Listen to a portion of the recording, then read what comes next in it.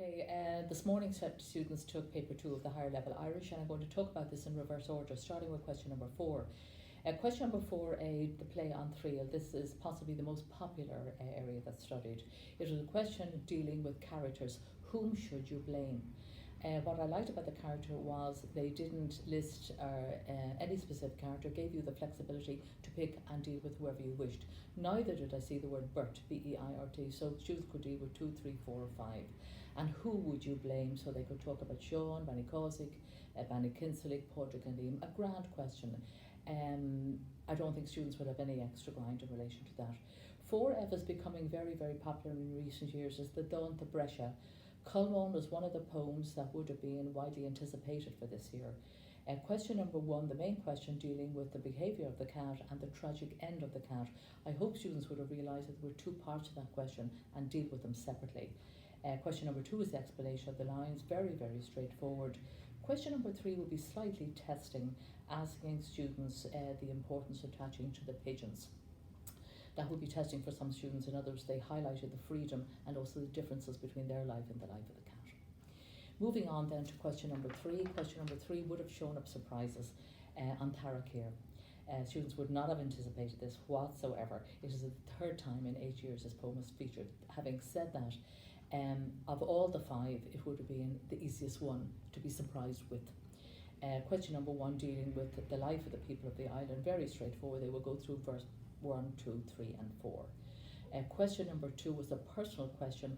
What feeling did the poem evoke within you? So you wouldn't be talking about the poet but yourself. And question number 3 always is asked the life and the work of the poet. Students might be shocked by it, but it was very, very straightforward.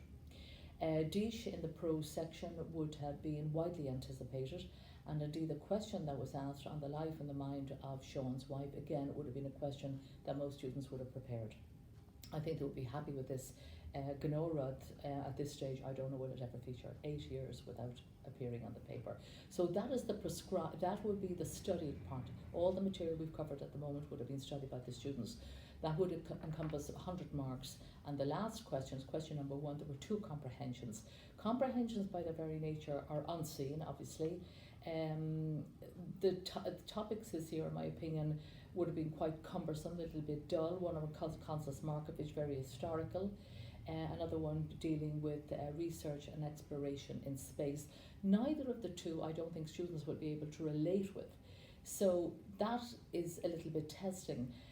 In relation to the second comprehension, there was a word that featured in the title, Tashkeliath, which is exploration. Students might have been thrown by this word, and it was a word that featured consistently throughout the Leibh Hishkint. But from questions 1 to 5 in both of them, you're taking your answers directly from the piece without any change. In both of the comprehensions, 6B would be the only question to put in your own words. Very straightforward in the one dealing with the space exploration. Why did the writer write the piece? Obviously interested in it, he wanted to highlight something. And in the first comprehension, 2 traits of Constance Markovich. That would be no problem to students. While the paper may have thrown up some surprises, in the cold light of day, it was a fair paper. It was okay.